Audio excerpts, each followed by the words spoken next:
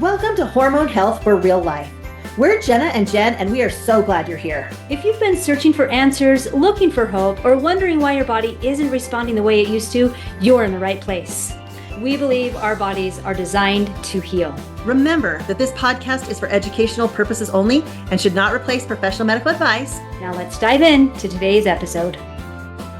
Welcome to the podcast. We're so glad you're here with us. Today we're going to talk about something that we can all use every single day in our lives. It is something that we have learned to use and we have taught many times. This is something that we call recharge with the basics. Jennah is a foot zone therapist and has been for a lot of years. As she has worked with dozens of women over the years, she started noticing some patterns. And as we got together and started talking about women's health, these patterns kept coming up. I was noticing as I was foot zoning people that when I would ask a question about something basic like drinking water, a lot of times the answers were very, very similar. Oh, yeah, I know I need to be drinking more water, but I really love my soda. Or I drink well in the morning, but I don't do so well in the afternoon. There were a lot of excuses, which I've had too, so no judgment here. There was this pattern that a lot of people knew these things, and you probably have heard all these things. It's just coming to a realization that these things are foundational and so basic that you might just discard them and not think that they're that important. We call this recharge with the basics because when you actually implement these, it really can help recharge your life. As we've dove in and continued learning, it's interesting that so many things just keep coming back to the six basics. We've realized more and more how foundational these are and how vitally important these are. We want the perfect pill. We're like, what do I need? I need more B12 or I need more omega-3s. It seems like we're just constantly searching for the next best thing. These things are going to be the best no matter what else you're doing. They will actually help. The other things that you're doing work better. I was in the camp of people who knew these things and weren't doing them. But when Jennah said this list of things to me, I was like, well, yes, of course I should be doing those things. But how many of them am I doing? And how in the world am I going to remember 6 more things? That was the thought that I had in my head. We teach these every chance we get. We teach these to women. I actually just taught these to our homeschool group of teenagers. They were so excited because, like us, they've been hearing these things their whole life, but didn't really have a program in place to implement them every single day. We have come up with an easy way to remember them. We have an acronym for you. BASICS. B is for breathe deeply. A is for activate your body. S is for soak up the sunshine. I is for improve hydration. C is for connect with the earth. And S is for shape your thoughts. You might be thinking, wait, you talked too fast and I couldn't write those down. So just rest assured that we have a beautiful handout for you that we will put the link to in the show notes. So you won't have to write these notes down and you can just download the reference sheet. So let's just jump in with breathe deeply. This is something that we take for granted because our body breathes for us. But I want you to stop for a second and notice how you're breathing. Are you breathing through your nose or are you breathing through your mouth? It probably changes throughout the day. I know I do fairly well breathing through my nose until I get stressed, and then I start breathing through my mouth.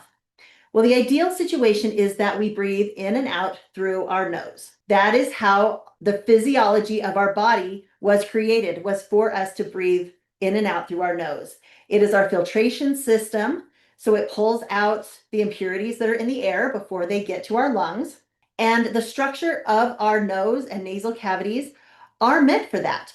Breathing in and out through your nose and having that air constantly going through those nasal passages strengthens those muscles and those structures. If you want a massive why behind breathing through your nose, go read the book by James Nestor. It's called Breath, Breath. It's powerful. It's phenomenal. He gives all sorts of research about why you should breathe through your nose. We're always going to be breathing, but when you're breathing through your mouth, it's shallow, and often we start doing that when we're under stress. So it's part of a whole stress response. And if I ever catch myself breathing through my mouth during the day, I will immediately take a couple deep breaths through my nose just to kind of calm my system down because it probably means I was thinking about something stressful or I'm hurrying too quickly through a project without really being mindful about what I'm doing. Not only that, I've incorporated deep breathing into my morning routine. Right when I wake up, I'm still laying in bed and I take a few deep, deep breaths. I do box breathing, so we'll talk about that in just a second. And then right before I go to bed, same thing. I'm laying in my bed, I'm trying to calm all the systems. You guys know how it is. A million things are running through your head. It's just a good time to decompress and to do the box breathing. For me, I just pair it with those two times of my day, right when I wake up, right when I go to bed. And then I guess the third time is if I catch myself mouth breathing, I'm like immediately I'm gonna breathe through my nose. And it's really shifted the way I breathe, and it's totally shifted my energy. As I've been dealing with high cortisol, that's really been my focus over the last year is regulating cortisol and my nervous system. And breathing is so important to that. Breathing through our nose, breathing in, breathing out, doing the box breathing that we will teach you, but then also breathing and having a longer exhale. A longer exhale will teach your body that it is safe. And then if you want to take that one step further, even humming during your exhale will teach your body that it is safe and help calm down that stress response and that cortisol. In our society, I don't think that we've trained ourselves or our children to breathe properly, but in a lot of ancient societies and civilizations, learning to breathe through your nose when you're little is absolutely a part of the teaching. We've just kind of gotten away from it, and now we're coming back to realize how important this is. We're going to take a minute and we're going to do some box breathing. So please join us. We'll count you through it. If you're sitting in a comfortable spot, you can even close your eyes while you do it. But if you're driving, don't close your eyes. Just breathe. You can still do the breathing exercise anywhere you're at. A box breath simply means that you've got four sides to this breathing. And like Jen said, you can change this up once you know the pattern of box breathing. You can breathe out a little bit longer and you can go slower and do more counts. We're just going to do 4 counts breathing in through your nose, and then a 4 count hold while you're holding your breath in, and then a 4 count slow release of your breath, and then a 4 count hold on that side of your breath. Take a deep breath and get ready, and I'll count it out. Ready, breathe in, 2, 3, 4, and hold, 2, 3, 4, and release, 2, 3, 4. Go ahead and hold, 2, 3, 4. That is one box breath. I like to go a little bit longer. I do 8 by 8 breathing. It depends on your lung capacity and your ability to do it. As you do it, you'll be able to do it a little bit longer and deeper. Holding is important. The hold helps reset your vagus nerve. The vagus nerve is a cranial nerve and then it goes down through your body and attaches to all of your major organ systems. Often, when things aren't feeling right with your health, the vagus nerve is involved. So we want to keep the vagus nerve as happy as we can. And the holding definitely does that. I've learned to do okay during the day with breathing through my nose, but I know one of the hard parts has been at night. When I'm asleep, I tend to be a mouth breather. As we've talked to people, we have noticed this is a pattern amongst them. Snoring can be a problem when you're breathing through your mouth, and it totally is for me. So, what do we do about that? Because we're obviously not conscious when we're asleep to close our mouths. In the book, James Nestor talks about a solution. That is just to tape their mouth shut at night. It sounds kind of funny. When my sister was like, "You need to read this book. It's changed my life because I'm not snoring anymore. And that means I can actually function better during the day." Taping her mouth shut at night changed so much for her. When you force your body to breathe through your nose, if at all possible, and I know there's always going to be exceptions to this, you will be getting more oxygen into your body. It might just be life-changing for you. Start with just taking a couple of deep breaths every day. In through your nose, hold, out through your nose, and you'll notice a big difference, especially when you're feeling stress. Let's move on to our next basic. A is activate your body. This is all about movement. Movement is so vitally important. There's a million ways that you could work out. Choose the way you want to move and move. So many options for all different health levels. We're not all on the same level. And so that's why I love the word movement versus exercise. I think in society, exercise has a bad connotation. Maybe it's just for me. I don't know. But I love movement because movement sounds gentle and it sounds healing. Exercise, of course, does those things too. But if you have a little bit of an aversion to exercise, think of it as movement. It could be as simple as just walking to the mailbox or walking around the block, being more intentional about getting that movement in. When you go to the grocery store, don't try to find the closest parking spot. Try to find the furthest one so you get a bit of a walk when you go in, or try to take the stairs instead of the elevator. Just really simple things that you can do to increase the movement in your life. So you decide however you want to exercise. Interval training, which is fantastic for you. 30 minutes of cardio, that's great too. Exercising for 5 minutes every hour on the hour. We live in a society where we sit so much, a lot of desk jobs. And so if you find yourself at a desk job or driving a lot, then taking those stops and moving your body for 5 minutes, they have found that that is actually more beneficial than 30 minutes of straight cardio. Who really knows, right? You just got to find out what is best for your body, listen to your body, and do what matters. I did read something recently that talked about sitting being the new smoking. It is that hard on your body to sit all the time. So taking the time to get up and move throughout the day is, I think, one of the more important things to get from this. I've had to learn to use my phone alarm because when I sit down at my desk to work, the hours just fly by. And before I know it, I have been sitting there for 3 or 4 hours. So I've started to set an alarm on my phone for every hour on the hour. And when it goes off, I stand up and I do some jumping jacks, or I go up and down the stairs 5 or 6 times, or whatever it is to do something to get my blood flowing and get my body moving. Any movement is better than no movement. I dealt with adrenal fatigue for a very long time. And so movement was really difficult. I couldn't just get up and go and walk 5 miles like some of my friends could. So I had to start really slow. And what that looked like was take a walk around the block. And then the next day, take 2 laps around the block. And I've had to build myself up over time like that so that I could do longer training sessions. I feel so much better when I get that movement in. It's so important to our health. One thing my family will do is have little challenges with each other, which has been fun. And so that's something you could consider incorporating. Like we've had a steps challenge.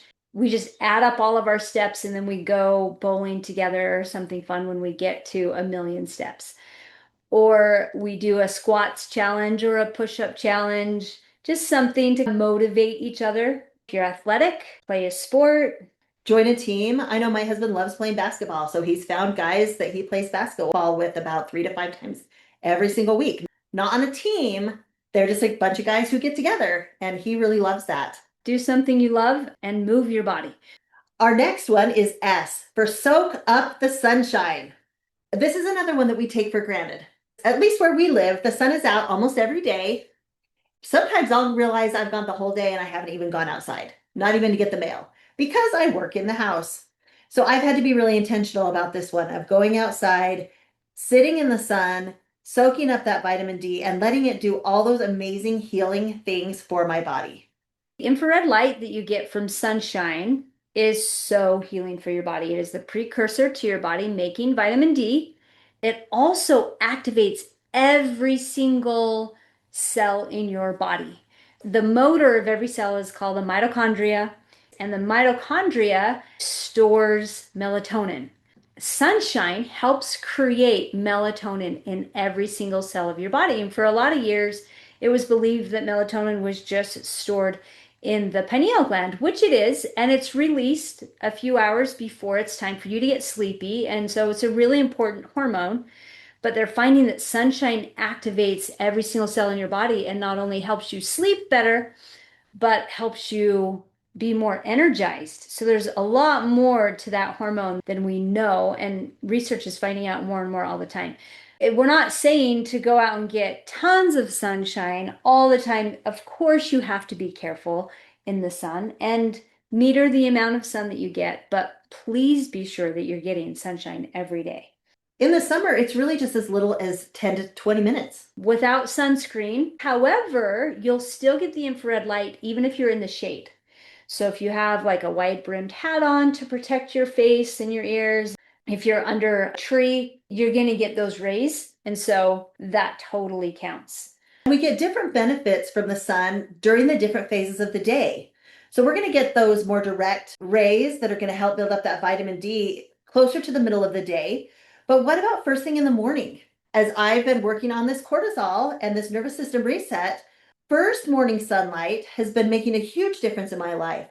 I had insomnia for, oh my goodness, probably 5 years, and I could not figure out why I couldn't sleep. What I've realized is that my cortisol cycle was completely off because I wasn't getting outside as much and staying indoors with all the lights in my house being the only light that I was getting.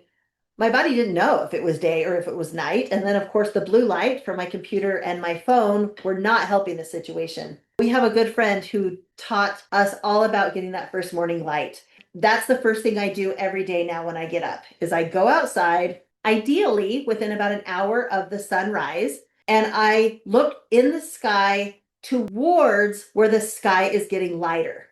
We're not looking directly at the sun because, of course, just like our moms taught us, don't look at the sun. It's bad for your eyes.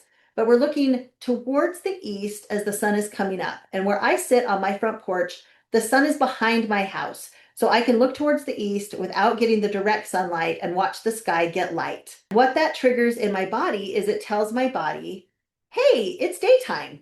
Start running the daytime processes, which means like time to wake up. It's time to get going. But then what that does for us 12 hours later is it tells our body when it should be nighttime and when our body should start winding down because we eventually will be sleeping. That has made a huge difference in my sleep cycle by getting that first morning light. It's been pretty amazing. Another thing to consider is during the winter time, if you live somewhere where there's not a lot of sunshine, get as much as you're able, realistically. Honestly, the 10 to 20 minutes that you need in the summertime turns into a few hours in the wintertime. And so that's why a lot of people get the seasonal depression and things like that. They just don't have the sunlight. So there are a lot of tools available. You've got infrared lights that you can use on your feet, on your back, have them shine on your body. Of course, it's good to get them directly on the skin. Also, using real light inside, like a fire in a fireplace or lighting candles. Those are good things to get some of that infrared light as well.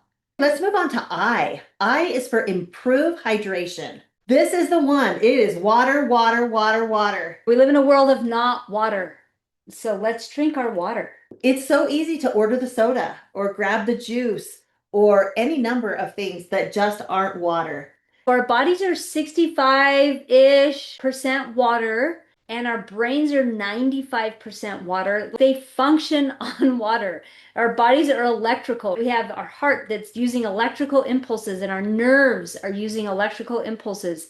Water is a great conductor of electricity. We need the water for our bodies to function. We need the water to cleanse our liver, to cleanse our kidneys. And one thing that we do need to be aware of is getting quality water. I remember several years ago, I wasn't drinking a lot of water because I wasn't feeling very thirsty. I kept telling myself if my body needed more water, I would feel more thirsty. But what was brought to my attention was that our bodies want us to be comfortable. And so if our body truly thinks there is not enough water, it's not going to give us those thirst signals because that would be uncomfortable. So my body had decided that the amount of water that I was giving it was all that was available. So it was just shutting off my thirst. A friend of mine suggested drinking the water and getting the right amount of water in for about 2 weeks and then seeing what my body was saying. That's what I started doing. I drank. After about a week, it didn't take very long actually, before I started feeling thirsty again. I had to completely reset that little thirst meter or whatever that is in my brain and tell my body, we do have water available to us. Please remind me to drink. But they say that by the time we're feeling thirsty, we're already in the first stages of dehydration. How much water should we be aiming for in a day? That's always the question. All you need to do is take your weight in pounds and divide it in half and that's how many ounces. So as an example, for a 150-pound person, you would divide that in half, that's 75, and then you attach ounces behind it. You would need 75 ounces of water. So we're talking just over half a gallon of water, which is pretty doable. Here's the thing though, there's a lot of soda drinkers out there that don't want to give it up, and that's okay. We're not telling you to give it up. We're telling you to increase your water. For every soda you drink, you should drink 2 cups of water of equal size to counter what the soda is going to do to your water balance inside your body. Because of the sugar and because of the caffeine. So that Yeah. really does apply to anything that falls into either of those categories, a sugary drink or a caffeinated drink. That could be a lot of water. So what about electrolytes? We talked about our bodies were electric. We need the electrolytes actually also to get the water into the cells and out of the cells. It's definitely not an excuse to go and start drinking Gatorade for the electrolytes. There are some really great electrolyte powders that don't have all the garbage. But a simple solution to get those electrolytes is just putting a pinch of salt in your water. You can also just put a pinch of salt under your tongue and then drink your water, and that helps you get those electrolytes that your body needs. Any natural salt will give you those. So of course, we're not talking about iodized white table salt. We're talking about pink Himalayan salt or sea salt or Celtic salt or any of those natural salts. If you feel like the water you're drinking is going straight through, definitely add a pinch of salt to it, a little bit of honey to help it get into the cells a little bit more. I actually had to do both because even my salty water was going straight through me. But once I added that little bit of honey, it made the difference and it would stay in my body long enough to be absorbed. Another great way to start your day off, we suggest starting with a quart of water first thing in the morning and be done with the quart 30 minutes before you eat breakfast. And here's why. All night long, your body has been resting and your liver is in massive detox mode during the night, and it's just dumping toxins. It's wanting to dump toxins. In the morning, if the first thing you do is get up and eat without drinking, it has to shift automatically into digest mode. Then it doesn't really get a chance to release a lot of the toxins that it's been dumping. So we're helping our bodies along by giving it a way to cleanse those toxins first thing in the morning. In at least some of that water, if you can squeeze half a lemon into it, it's going to improve that function even more. It'll be even better for your liver. It'll be good for your kidneys. And it gives you, your liver and your kidneys, a little bit of a detox and a fresh start for the day. You don't have to drink the quart of water all at once. Some people get a little bit nauseous when they drink so much water in the morning. So one thing that I do is drink about a cup when I very first wake up. A little while later, I'll drink another cup. I kind of take it slow. By the time I'm ready to eat breakfast, I easily have had my 4 cups of water. But you could just drink the whole quart, whatever works for you. And at that point, you're almost halfway to the water that you need to be drinking during the day if you're about 150 pounds. I fill up my quart jar so the water's been measured, squeeze my lemon in. I just take it with me through my first morning routine. As I'm doing my yoga, I'm stretching, I just take my quart of water and then in between my exercises and when I can, I drink that down. And so it takes me probably about an hour to get through that quart. And then by the time I go and get dressed and then I'm ready to have breakfast, that I've had that 30 minutes and I'm ready to eat. How can you fit that water in? You can do it. Let's jump to our next basic, which is C. C stands for connect with the earth. Earthing. I love earthing. It's one that I think is getting to be more mainstream in our world today. Even as recently as a few years ago, people thought we were a little crazy. What are we talking about here? If you're not familiar with the term grounding or earthing, it means putting your bare feet on the earth or your hands. It's getting your physical body in touch with the earth. It can be standing on the grass, it can be standing on the dirt, standing on some sand, or it could be getting out and getting your hands in the dirt and gardening, spending some time connecting physically with the earth. The earth is actually negatively charged. There's little negative ions. Negative ions are attracted to positive ions. They come together and cancel each other out. And when we go step on this negatively charged ground, they affect our bodies. And so they become like little antioxidants for us. If you have a headache coming on, or you're just feeling stressed, or you just need a minute to step away, we invite you to go put your feet on grass somewhere, or on sand, or on dirt, and connect with the earth. The effects can be so immediate. We're all carrying phones and we're around computers all the time. We have ear pods in or whatever. So disconnect, take those things off of you, go put your feet in the earth and let it work its magic. From the website earthrunner.com, they put it in a really succinct way. They have said that contact with the Earth's natural electric charge stabilizes the physiology at the deepest levels. It reduces inflammation, pain, and stress, improves blood flow, energy, and sleep, and generates greater well-being. There's a movie on YouTube for free called The Earthing Movie for a whole bunch of details about why it's good for you. Okay, our last one is S. Shape your thoughts. All of these other things have been very physical things, but we can't leave out our mind and our thoughts because they are every bit as important. I remember having a mentor several years ago who wanted us to start listening to our thoughts. His lesson was we need to catch our negative thoughts and make sure we're thinking positive thoughts instead. And I honestly said, I don't have negative thoughts. And what I realized when I started tuning in and listening was that I was having so many negative thoughts that I had actually shut down listening to them. But it doesn't mean it shut them down. They were still playing on repeat in my subconscious all day long, even though I wasn't consciously listening for them. So once I started consciously listening to them, it was hugely eye-opening for me. It explained so many things, like why all of a sudden I would feel sad or cranky or angry for no reason. And I could track back to the thoughts that were running on repeat in my head and realize that was what brought about that emotion. So if you're like me and you're like, I don't even pay attention to my thoughts, start by paying attention to the emotion and then go back a little bit to what thought was that triggered that emotion. And that's a good way to get started. And if you think thoughts don't matter, just take a minute and think about something in your life that made your heart race, something that was scary or sad, and see if your body has a response to that.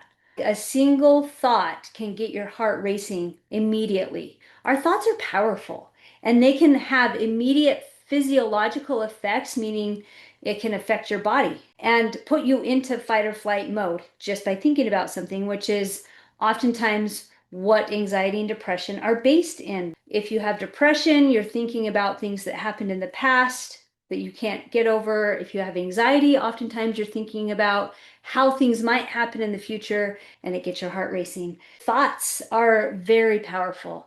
We can change our thoughts so quickly if we recognize that they're there and if we're conscious about it. One of the easiest ones that I do that I can do right in the moment is take that negative thought I was thinking and just flip it to the positive. For instance, if I have a really busy day and I'm just feeling overwhelmed and behind, that's what's running on repeat in my brain. I'm so overwhelmed, I'm so behind. I'm so overwhelmed, I'm so behind. And I can take that and I can say, I have enough time to get done with everything I need to today, and I feel great about it. Whatever the opposite of is for you, even just me physically saying those words right now brought more peace and brought more calm. Another tool that I like to use is feeling curious. If you feel fear, if you feel anger, if you feel overwhelm, it's okay to feel those things. We're not saying they're bad, but if you hang on to them and let them linger, then they can start to cause fight or flight, all sorts of things. We want to feel the thought and then we want to flip it. And if you're not ready to go straight to the positive, go to curiosity. Why am I feeling angry right now? Why am I mad at the car that just cut me off? What's going on internally to create that emotion? And that gives you enough time to pause, reflect, and maybe come up with an answer that might surprise you. Sometimes it can even be as simple as turning on an upbeat, happy song when you feel yourself a little bit down or frustrated. Maybe a short mantra that you repeat to yourself over and over that's your go-to, or some prayer or some meditation, or going outside and taking some deep breaths. Almost all of the things that we've talked about in our basics today can help improve mindset. Isn't that awesome? So many tools at our disposal. When you're letting some of these negative thoughts run your life, it's like you're a victim. to your thoughts. Living in victimhood is kind of a hard place to be. When you decide to flip them, you actually become a creator because you are creating your own thoughts. Both of us love a book called The Power of Ted that's about becoming a creator instead of a victim. So if that's something that resonates with you and you want to learn more about, go check out that book. We just gave you 6 basics. Let me go over them again. Breathe deeply, activate your body, soak up the sunshine, improve hydration, connect with the earth, and shape your thoughts.